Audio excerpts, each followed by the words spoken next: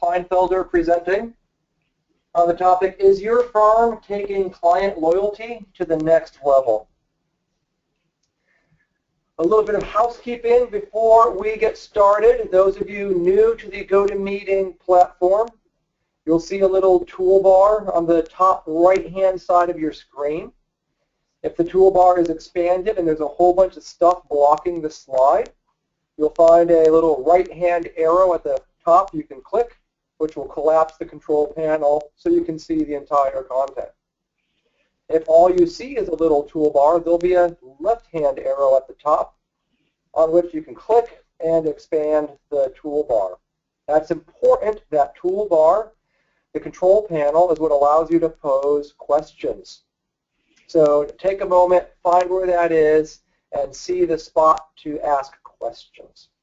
As we go through the program today, as a question comes to mind, please go ahead and pose the question directly into the control panel so we can gather those questions. Unless there's something terribly urgent, we will field those to Terry at the conclusion of the webinar.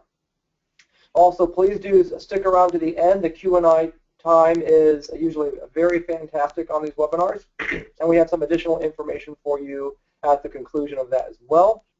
Those who do have to bow out early, please know we will be sending you a feedback request at the conclusion of the webinar to get your feedback on this content so we can continue to refine and bring you the type of educational content you find most valuable.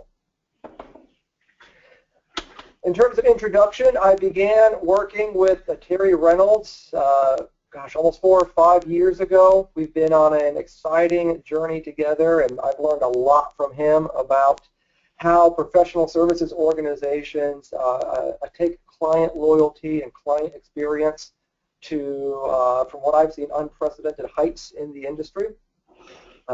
Terry's voice is one of the leading voices amongst engineering, architecture, and other professional services firms talking about, thinking about, and advancing these concepts. So I'm really excited after working with him for so long to bring him here so you can all see and learn what we've learned together, and I'm sure he's going to teach me even more stuff this time than he's already helped me understand. So with that, I'll turn it over to Terry and let you take it away and get yourself going.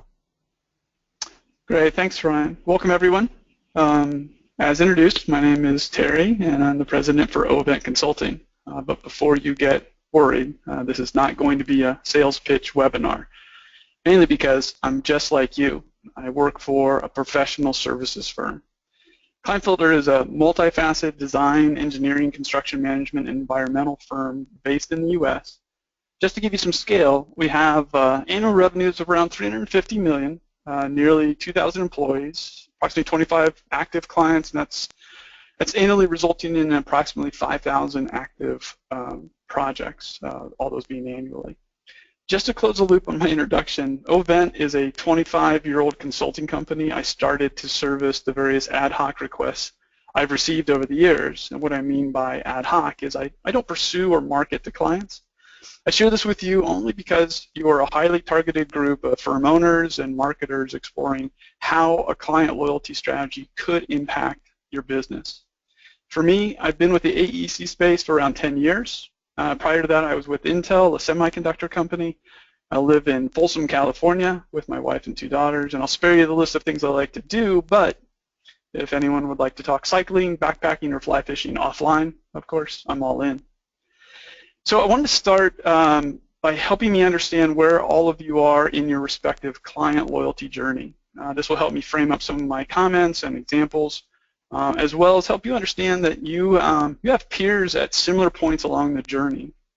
So the question is, what phase are you in your effort of a voice of client or client experience, client advocacy, or client loyalty efforts? Are you a vanguard? Are you just starting out? I'm just collecting information. Or maybe this is being socialized inside your firm and leaders are engaging in the discussion. Or lastly, this is on your performance objective list for 2016, and you need to get moving on it.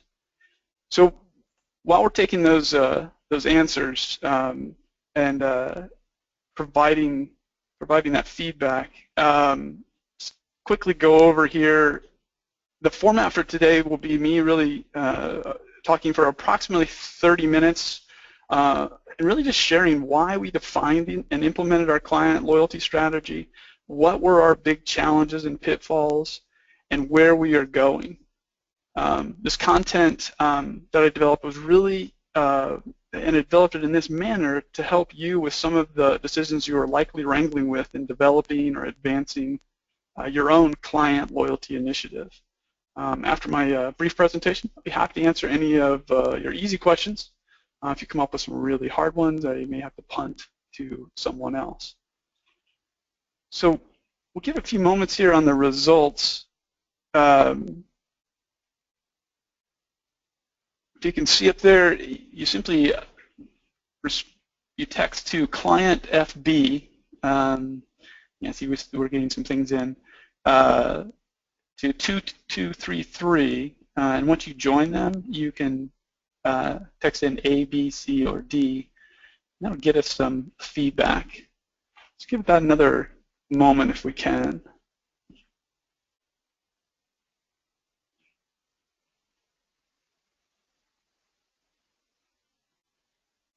So again, texting to client FB.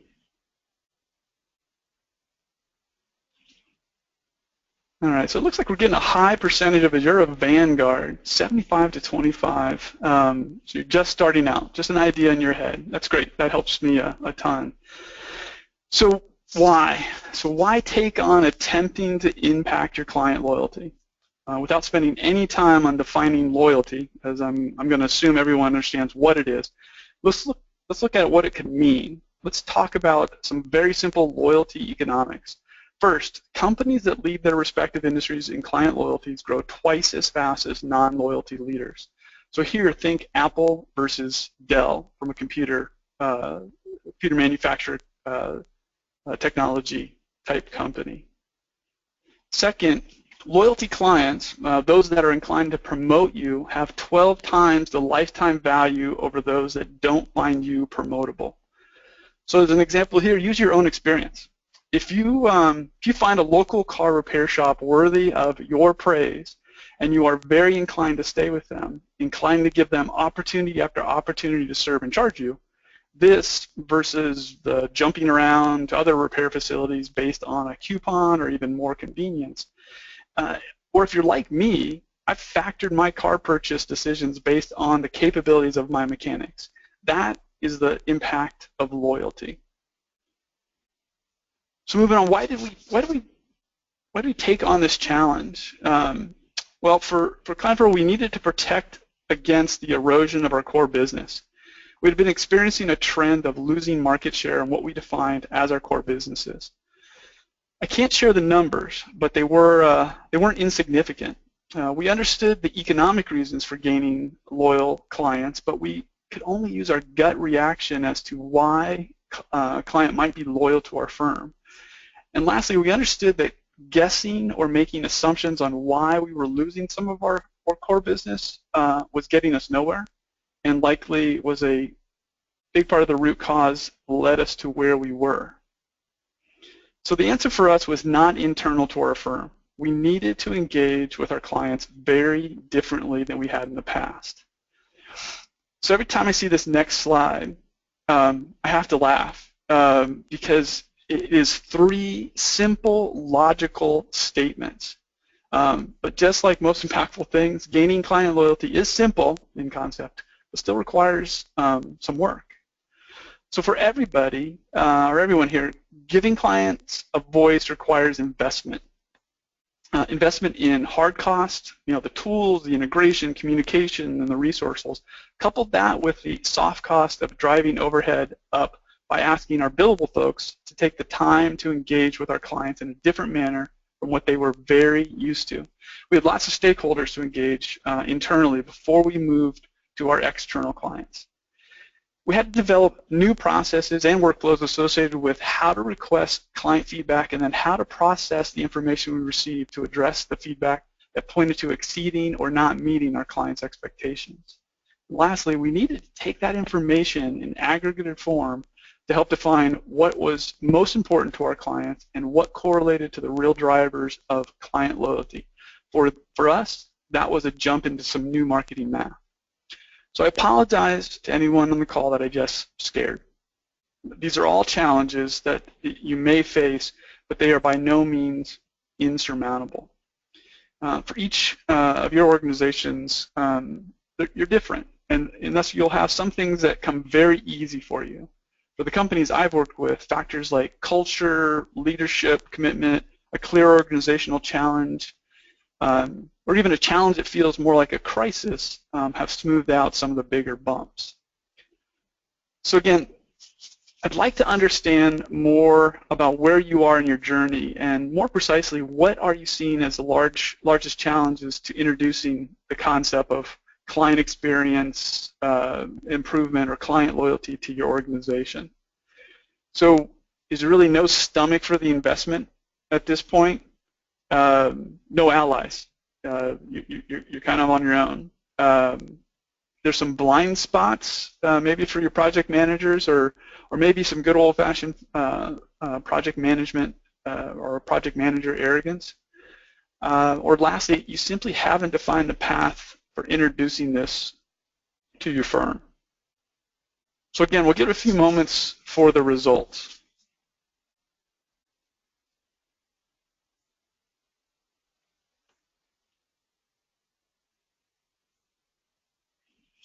So again, if anyone can text up to client FB to 2233 once you join, then that A, B, C, or D.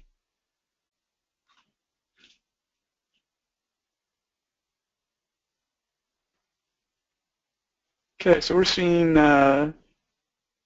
somewhat of a spread. So everybody's got funding. That's unique. We're seeing a bigger spike there on other folks don't see the value in it. All right, great. Moving on here, every initiative has challenges. For us, our biggest challenges, operational efficiency, egos, and a little nod towards our core values and culture. So taking them one by one, I had introduced the need for us to define and deploy a client loyalty initiative nearly 4 years ago. My motivation was a lack of clarity around what I felt were fair and easy questions. Why did some clients choose to hire us again, and why did others choose not to? As I stated, reason on my side. We were losing work and we didn't know why. Or if you're a sort of a glass half full type person, we were winning work over and over again with clients and we didn't know why. My CEO at the time seemed to agree with me, but was influenced by others that said, and this is a direct quote, one that I'm thinking about adding to a t-shirt. So the quote was, "I know most of the problems to solve and we don't have the resources to solve them. I don't need to add to that list with what our clients think are challenges." So another influencing point that was a perceived disruption to operations this would bring by engaging with our project managers in deploying new tools and new processes.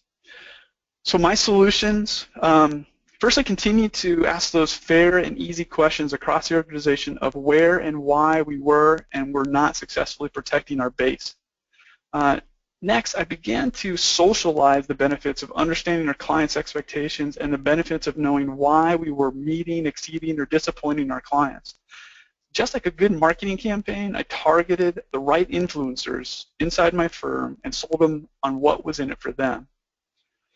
To address that disruption to operations that would come from implementing an initiative that solicited feedback from our clients, and may result in loss of utilization of our most valuable assets, these being our project managers, I simply agreed. I agreed with their fear and that it would be unacceptable to proceed with an initiative that didn't respect the impact to our project managers' time and most importantly to our clients' time.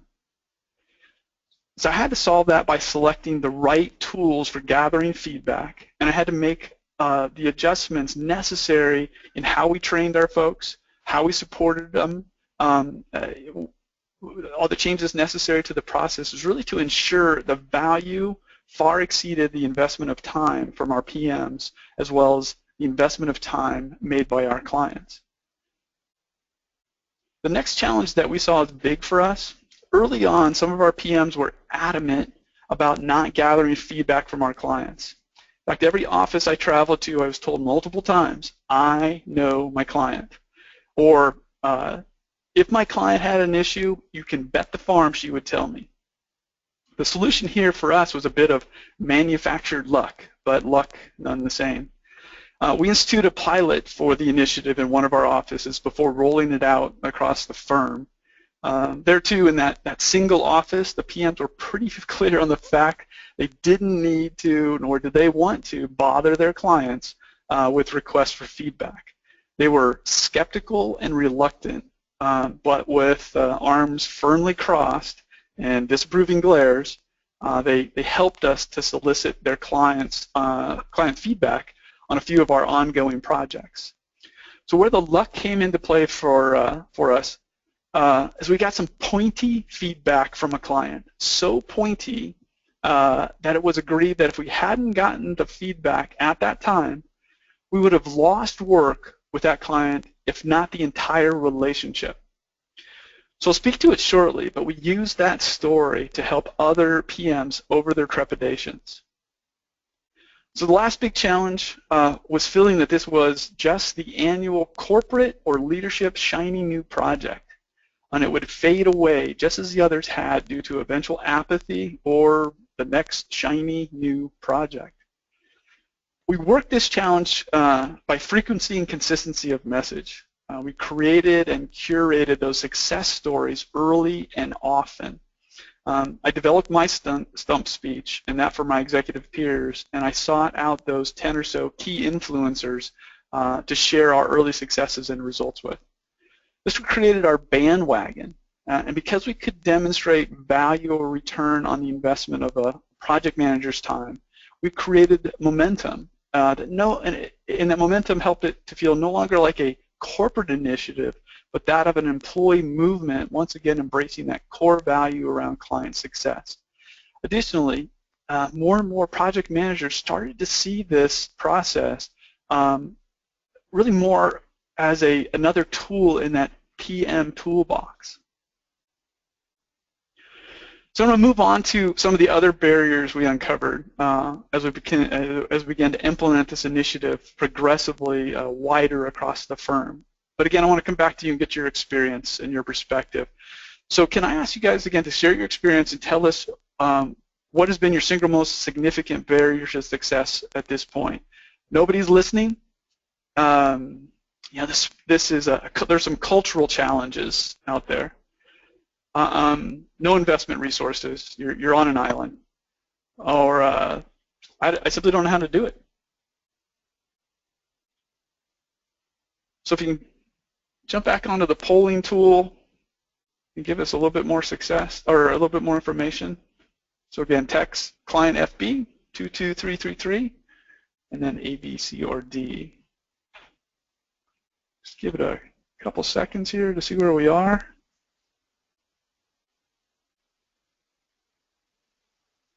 All right, those move a lot. All right, so we have some late non-budget arrivers. So the last poll kind of demonstrated that people didn't have budget. This one said, or did have budget. This one says maybe they don't. Okay, great. Thanks, everyone. So moving on to some of the other barriers. So the barriers I'm going to talk about to our success tie back to the challenges already discussed, but each has some nuances that are worth exploring. So these unique barriers were culture, tying the initiative to return on investment, and fortitude. So as a base element of culture at Kleinfelder, it's always been a focus around the success of our clients. As with any company, internal and external pressures and distractions had led us to not emphasizing this as much as we had in the past. We made the assumption that all of our project managers and our client account managers were minding their respective stores regarding driving success for each project and for each client. When we implemented the client loyalty initiative, our project managers and our client account managers felt challenged, like we were checking up on them or didn't trust them. Some real big brother and black helicopter type reactions came back to us. When I say them, I mean the individual men and women that had been doing a great job for years and years without anyone interfering and asking concise questions of their clients around their responsiveness or their accuracy or their quality. And if the client relationship was at a point, the client would recommend us to a colleague or peer. Add to that, within the client loyalty culture, an entrepreneurial spirit within the company that in subtle ways enabled folks to opt out of things they didn't see value in. So with this one, as well as the other barriers I'm going to talk about, I've not solved them. And I don't ever expect to get to 100% with every PM across the company. That really isn't admitting failure. It's really just acknowledging reality. But what we are doing to increase the quality and frequency of participation is focus on a couple simple messages or mantras when when taking our project managers and client account managers through their doubts. Messages like the first driver of client loyalty is consistently meeting our client's expectation. So using the tools and the subsequent conversations that naturally follow to clearly understand our client's expectation. This really pulls us out of the assumption space. It gives our teams the clarity on exactly what the client expects with regard to scope, schedule, and budget, and almost as important, exactly how they expect things to be delivered. And these are things with regard to responsiveness, communication, and quality. So our mantra that we used throughout the launching of this initiative was this initiative is first and foremost for the benefit of our client, and the tools and process associated with the initiative are another tool in the manager's toolbox. So that mantra, that message or that mantra has resonated and has helped us to walk those that had decided to opt out back into the mix, and in several situations, several highly impactful situations, those naysayers have become our biggest ambassadors. So moving on here, you can't have anything without tying it back to the return on investment or ROI. And for us, and for you, investment needs to encompass the hard cost of software licenses, communications, headcount, but also the soft cost of training time, time for requesting and follow-up on feedback, reports, and analysis review, etc. For the return side of the ROI calculation, we looked at some obvious returns and some not so obvious returns. So the obvious returns were really saving our eroding core business by uncovering poor client experiences and missed expectations in time to course correct. So in essence, before any missed expectations led to larger client disconnects and loss of future considerations and thus loss of future revenue. So taking a step here to the side, according to our client's feedback result, client filter meets or exceeds client's expectations 96% of the time. That's a really nice number. We're proud of that number, but we'll continue to work to drive it up. So how bad could we be if only 4% of our client representatives felt we didn't meet their expectations? Well, here's a bit of story time. In the first 3 months after giving our clients a voice, a few told us that they were really dissatisfied and had been so for some time. The project manager / a client account manager for these clients were a little surprised by the client's responses. And they, the project / client account manager, felt that if we hadn't given voice to those client representatives, we may have never learned of the dissatisfaction and they would have walked away from us. With that, taking the future relationship and the future revenues. So for me, wanting to use these examples of client disconnect and client dissatisfaction to share across the firm to increase our tribal knowledge, therefore our tribal improvement, it dug a little bit deeper. So in 4 instances of missed expectations, the client account manager determined if they did not have the mechanism to request that feedback and the coaching we gave them on follow-up with clients, again, we would have lost those clients. And again, these are the 4 instances I pursued. The annual loss of revenue would have totaled $1.3 million. That is a real number, and one that got the attention of my executive peers, and most importantly, that included our CFO. So those were the early returns that we could show for the investment being made in this client loyalty initiative. The next element of return we needed to demonstrate is longer term, and it's longer term both in its implementation and its realization. This is what is the impact to driving repeating and new sales with existing clients and adding growth of new clients, so all around the sales side of it. So we are 2 years into the process, and due to our data set's maturation, we are just now starting to build our client personas that will allow us to understand what does a great client look like, and more importantly, what does a great client act like, or what are their behaviors. And based on that behavior, what is the expected lifetime value of that great client? The lifetime value here really takes into account the expected revenues, less the cost of getting to those revenues, and all discounted to a net present value. And I'm overly simplifying this, but that's the high-level definition for client lifetime value.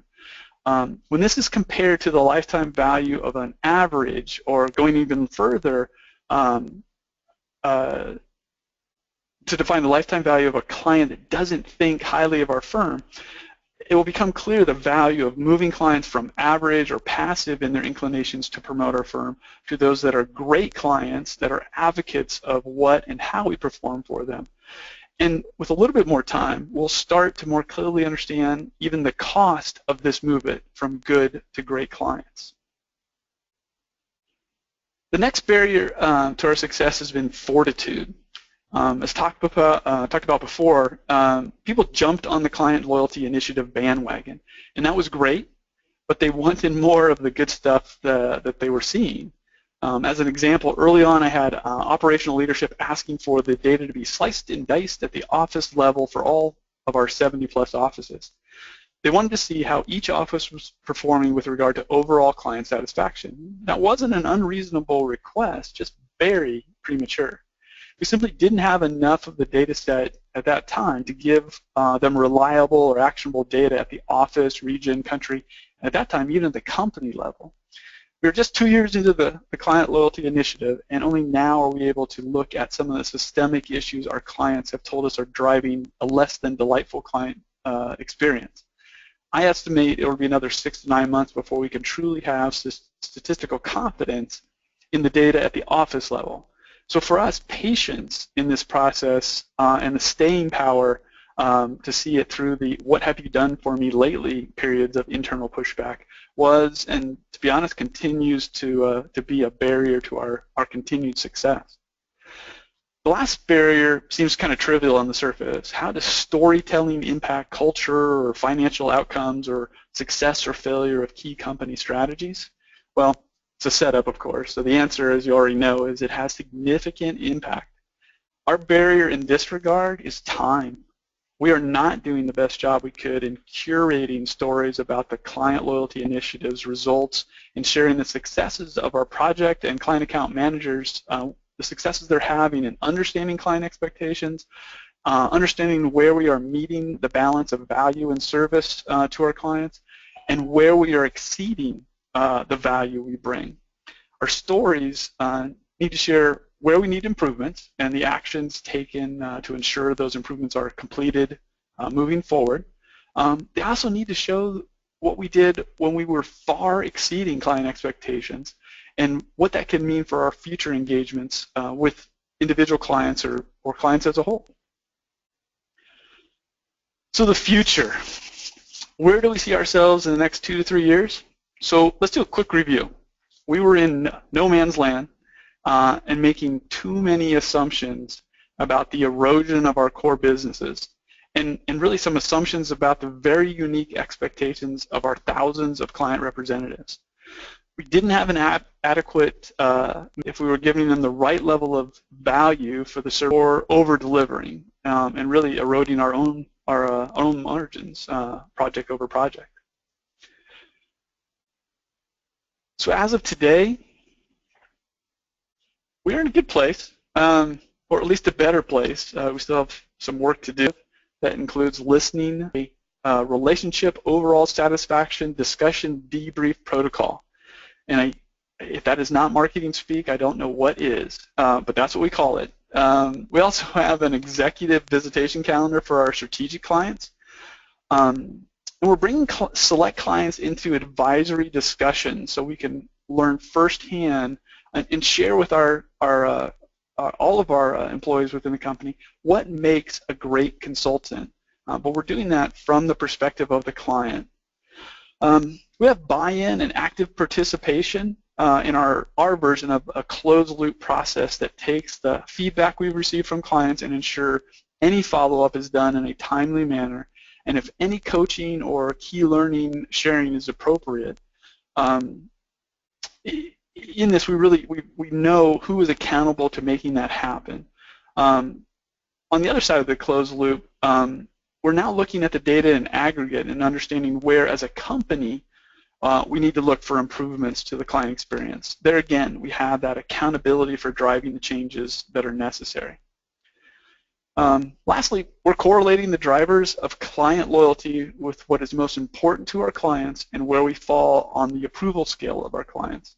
And by using segmentation, we'll continue to gain insight into the financial impact of improving our clients' experience, their overall satisfaction, and thus their loyalty.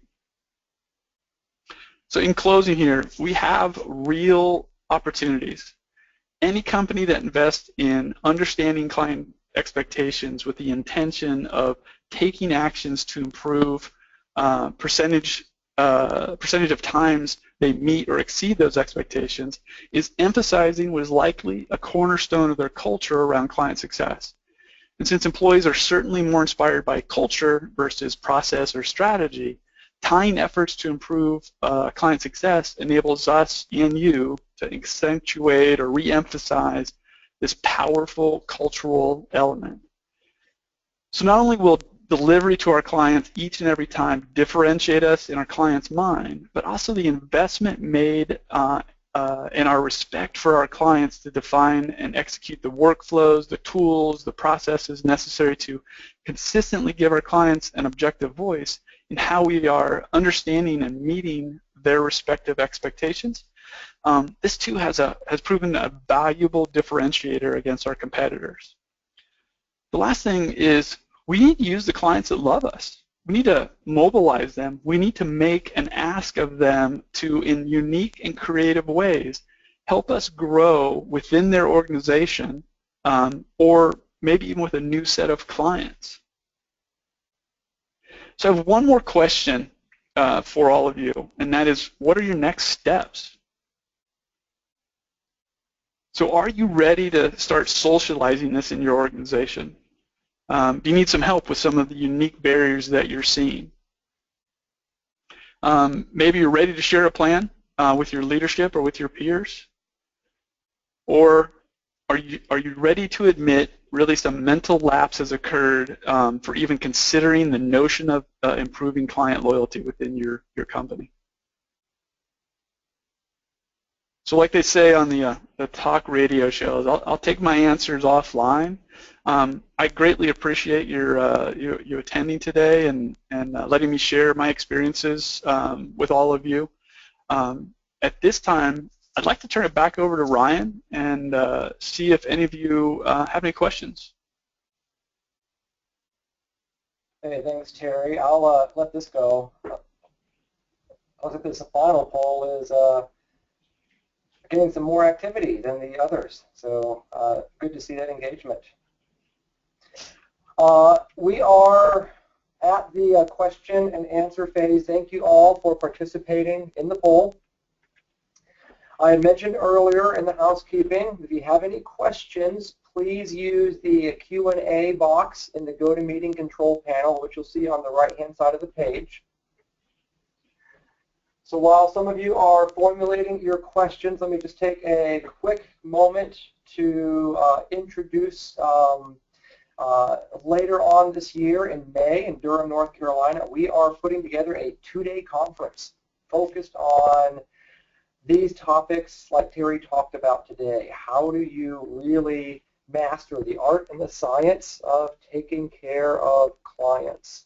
We've got a really great program put together with some incredible speakers, some hands-on workshops talking about the overall client experience. How do you design it? How do you manage it? How do you promote it? How do you activate your staff to get that executed?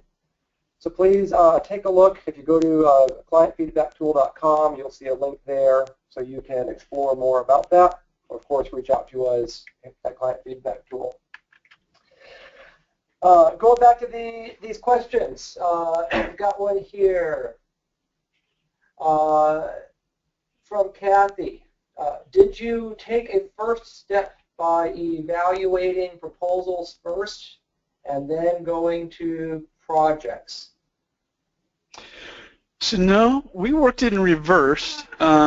We really wanted to understand, because if you recall, the challenge that we had was an erosion of our core businesses. So that was what we wanted to attack first. We wanted to understand why clients weren't coming back to us or continuing with us, as well as understanding why some of them were, so that we could leverage that in our delivery as well as our marketing. But we did quickly turn the focus, or excuse me, we turned the light on, not the focus, but the light on our proposal efforts to understand where we were and where we were not impacting or influencing perception within that pursuit process. Not only did we do that externally with our clients, we also did it internally with our internal clients. So our proposal pursuit professional team, they solicit internally with their clients within ClientFunder to understand how the process, how effective the process was for them. So hopefully I got to question a little, or the answer in a little bit more. Thank you, Terry. Another question here from how long was it between introducing the idea to your firm and getting your voice of the client actually activated, between first contact and first feedback? So it was around 2.5 years, almost 3 years. Like Ryan talked about in the beginning, he and I have been working together on this in various intensities and velocities for about 3 or 3.5 years. So I introduced it, and I got a lot of nodding heads across the table, but for the reasons that I talked about before, some people felt they knew all of the problems and really didn't want our clients helping, which is a bit of nonsense. Others were worried about the distraction that it may cause within the operations. The way that we I addressed it is I didn't sit still in that. If you go up to my LinkedIn account, you can see I think I have 15 or so blog posts up there. And that was not for an external audience. Just like with most people in LinkedIn, a lot of our followers are with our existing companies. They are our co-workers. And I knew that who was on my LinkedIn, so I used that vehicle to socialize this this concept so that I could continue to talk about it across the firm. I talked about developing my stump speech once we engaged in the whole messages into theirs, and that's how I started to socialize it. So I didn't sit still during those 3.5 years, and I continued to put work into it for some obvious reasons. I felt that we needed it, and for another reason, I was very passionate about it. It was a clear way that I could see to helping us solve the big challenge of eroding the erosion of our base.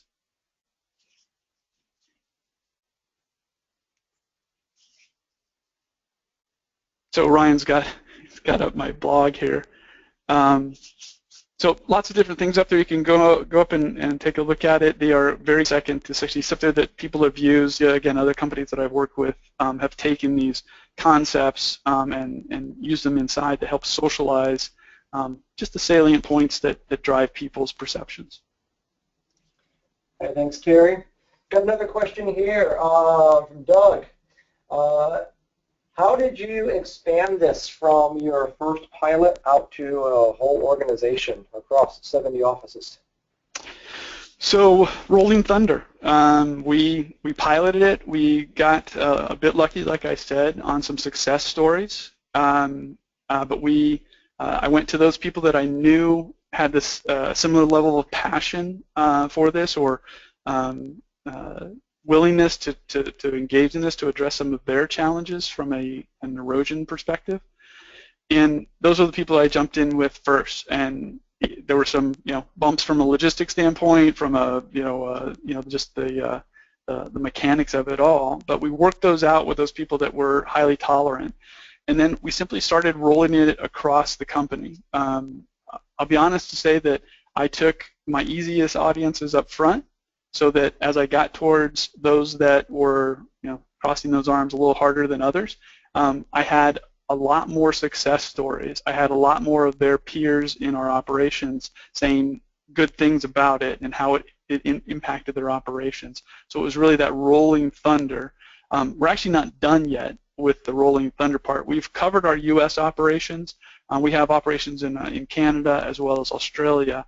And because of some integration challenges of ours with our own internal systems, has nothing to do with the initiatives tools. We are just looking at bringing them on board here starting April and May. Thanks, Terry. So your mention of integration has spawned another question here. Have you integrated your VOC processes into your project management or other tools? So we have our ERP system, or our enterprise resource planning system. We integrated our software tool, which will come to nobody's surprise here, is client feedback tool. They helped us integrate that tool and the information into Deltek, which is our ERP system. It sits resident right there in the client's contact information. So our PMs are involved in that environment on a daily, hourly perspective. We didn't want to take them into a new environment, so this really helped in giving them the opportunity to look at a project, look at a client representative, and understand what kind of feedback that they were getting, again, right in that environment of project management. Thank you. Here's a question. What about project managers who coach their clients to scores?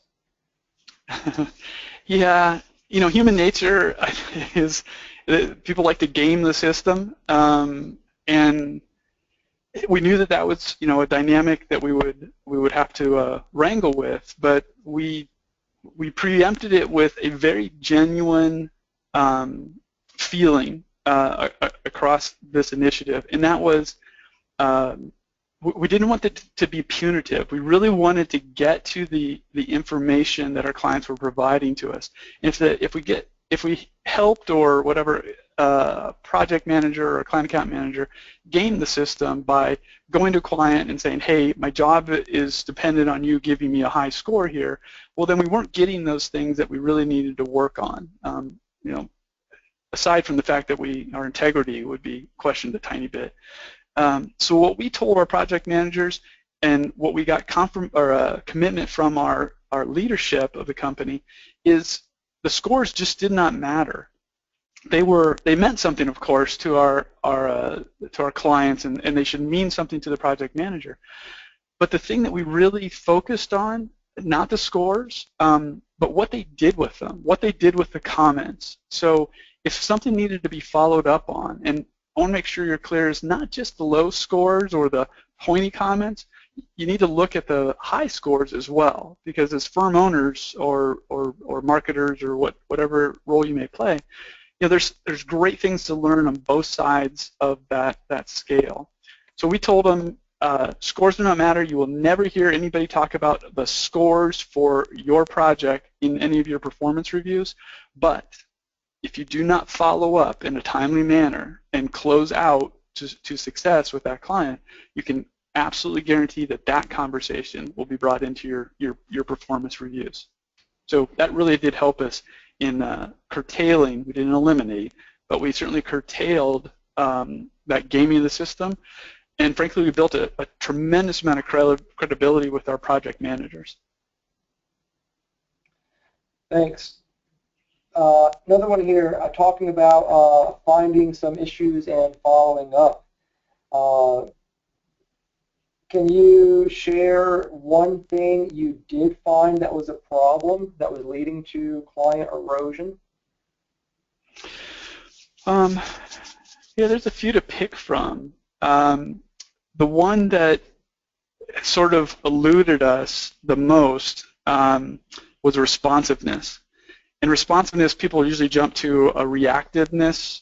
In our clients' perceptions, as we learn, responsiveness to them didn't mean, hey, I'm sending you a question, an inquiry, or concern. I expect you to come back in 24 hours or 48 hours or whatever. But it was the proactive responsiveness that we seem to have been missing, where we were not taking the challenges that we learned to our clients early enough before they became a bit of a problem. So that was one of the trends that we started to see around the erosion of our base, was being much more of an engaged partner with our clients every step of the way, all the way through. Just again, another side, this process of requesting feedback within the project lifecycle really went to address that part of it. So we're not just surveying at the end, hey, how did we do? We're making sure that our PMs are focusing in that project lifecycle so that we can learn about the challenges to budget or scale or scope or responsiveness before it becomes that big issue, before it becomes a relationship damaging challenge. So that was one of them. There was a couple, but that was the one that was that really kind of made us scratch our head just a bit more. Thanks, Terry. And it looks like Kathy has a follow-on question to that.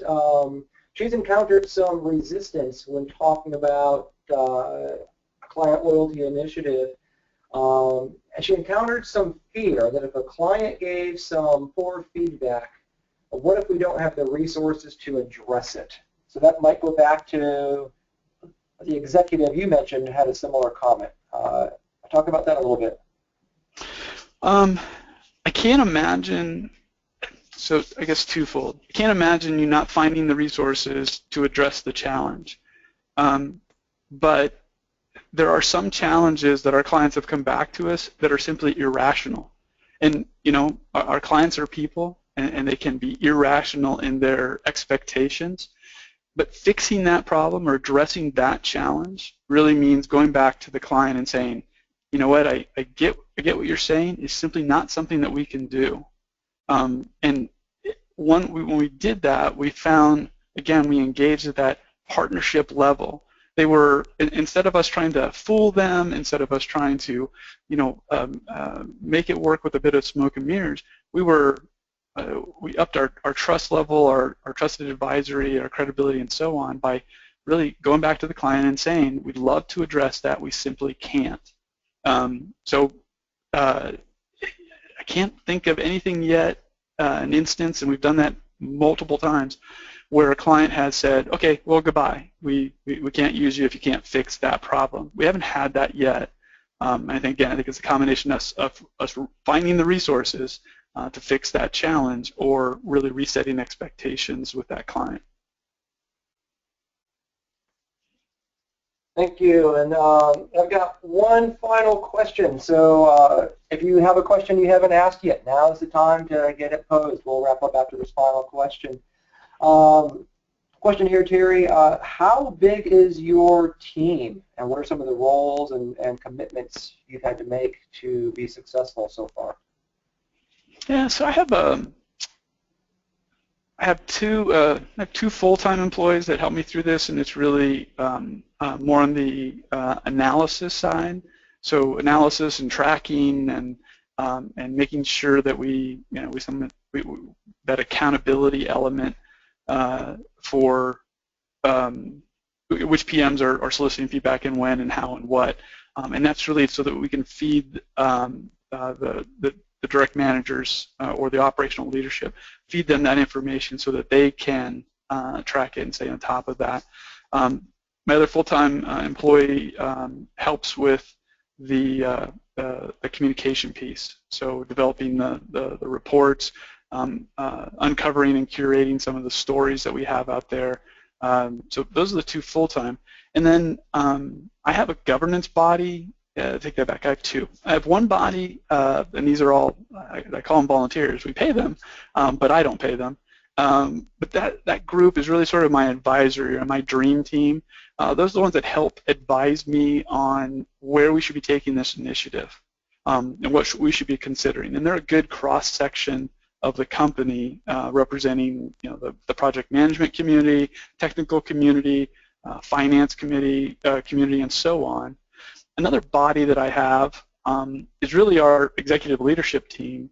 So I bring that to our meetings, and I use that group as, again, a cross-functional group that helps me address those systemic issues. So we've had a couple things that have trended within the data for the entire company that our clients are saying, you're not doing a good job on this aspect of the client experience. Well, I've got to take that and put that in that executive leadership group and say, what are we going to do about this? We need to address this in some way. Again, it may not be fixing or changing or hiring a bunch of people. It may just be resetting some expectations. But that's another body that I have to work with. So, I mean, that's as a whole, just two FTEs that help me with the more of the mechanics and the logistics of it to get it all the way through. I can see a time when we start hitting on all cylinders and we're over the big chunky adoption phase, where I may be able to drop off on some of those resources, maybe an entire FTE to allow somebody to help me curate as well as track and train, just to give you a full disclosure. And one follow-on question to that, is the feedback sent to you and then you're sharing it with the PMs, or is it being distributed some other way? So again, we made this all about the PM. We put it in their hands 100%. So they decide who, and we help them, but they decide who to request feedback from, when, and what. So are they asking, in the middle of the project, after a kickoff meeting, at the end of the project, whatever. So they make all of those decisions, and they request the feedback. And we've made it incredibly easy. It takes our PMs around 45 seconds to request feedback from a client representative. We've made it that simple, and that's that respect for our PMs. But the feedback comes directly back to the PMs. Now, if we set in some alerts, if it's exceedingly high or exceedingly low, then their direct manager sees that result.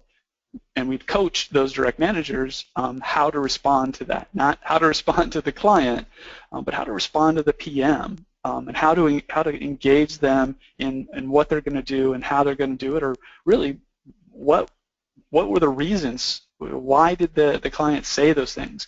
And we've coached them in a way to eliminate the defensiveness from our project managers. When they get low scores, it hurts a little bit professionally. So we're really making sure that they understand that, again, it's not about the score, it's all about what you do with it. And we've coached our managers of PMs to collaborate with them, team up with them on working all the way through to that final outcome. Now my team does see all of the feedback that comes in.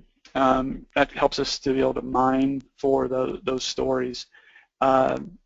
What I didn't do, or what I did do, what I didn't do is I didn't give anybody above the PM manager the alerts or access to all of the data. So early on in the process, they talk to you about, leadership in the operation saying, hey, I want to slice and dice at the office level. Well, it starts to feel a little punitive. Now, what I didn't want to do either is have, senior leadership or executive leadership picking up the phone and calling a PM and saying, hey, why did that client say that? Without a lot of, without the coaching that I think is necessary to drive that cooperation. So really, in summary, we put it all in the PM's hands because that's where it belongs, because the PM is truly the only person that can fix whatever challenge the client has come back with. Their manager cannot, senior leadership certainly can't. It's the PM, and we honored that relationship between the client and the PM in every aspect of this initiative. Hey, thanks, Terry. And the questions keep rolling in, so I'll pose this last one. Anyone else that has a question that wasn't answered, feel free to route it back to us. We'll make sure those get into Terry's hands, and we'll pass the answer back to you. We'll also be doing a feedback request after this, so if any unanswered questions remain, you can type your question there. We'll share that with Terry and get you your answers. So a final question before we come to the end of the hour. It says here, I run a much smaller company than someone like Kleinfelder, and I may not have the same resources you do. Any advice for where to start with a smaller or less resource-intensive program? So it can be an army of one, and I don't know the scale of your firm, so I may be speaking ill here, but if it were really, if my boss came to me and said, we're stripping all of your other responsibilities away so you can focus on that, I could do everything as an army of one to make this all happen. And the reason being is the tools that we picked were very simple, streamlined, incredibly efficient and effective. So I could do it all by myself. So with a smaller firm, I would think that it would take less of your time as an army of one to make this one happen. I'll be honest, the time you're going to spend, the exorbitant amount of time is up front. Once the program gets started and adoption takes place, a big chunk of the time suck to make it work really goes away. We're just now starting to feel that within the company as we've rolled it out through the U.S. And now looking just to bring on our Canada operation, our Australian operation. We're starting to be able to pull away a little bit from the time that is necessary. And that's why I said earlier, I think I can reduce here in the next 6 months, probably down to 1 FTE, or full-time employee, apologize, for what we're doing here. So I would say go for it. If you have passion about around this one, that'll guide you. That'll take the edge off of doing something at 10 o'clock at night. Terry, thank you very much. I certainly appreciate all your time, all the questions and answers that came in. Audience, you were probably the most engaged with number of questions we've had in a long time. So kudos to you, some feedback for you. Thank you for your engagement. Again, please do look for a feedback request coming in the next day or so. We do look forward to your feedback. We do earnestly try to follow up with each that comes in. Don't forget about the upcoming conference. Please explore that. We'd love to see you there. And Terry, for me and the entire team here at Client Feedback Tool, and on behalf of all the attendees, thank you very much for your time, your insights, and your expertise. I know we all benefit from it, and I want to give you that thanks. Oh, thank you. Thanks for letting me share. All right. Thanks, everyone. We'll see you next month.